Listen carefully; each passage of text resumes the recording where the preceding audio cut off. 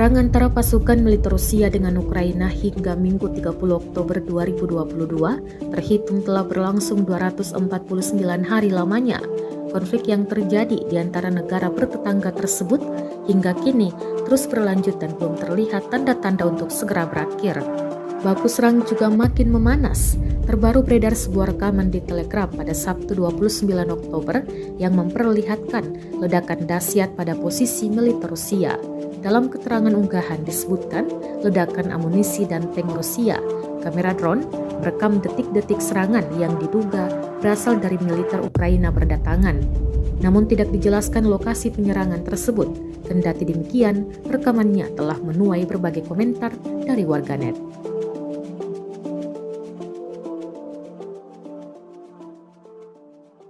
Terima kasih sudah nonton.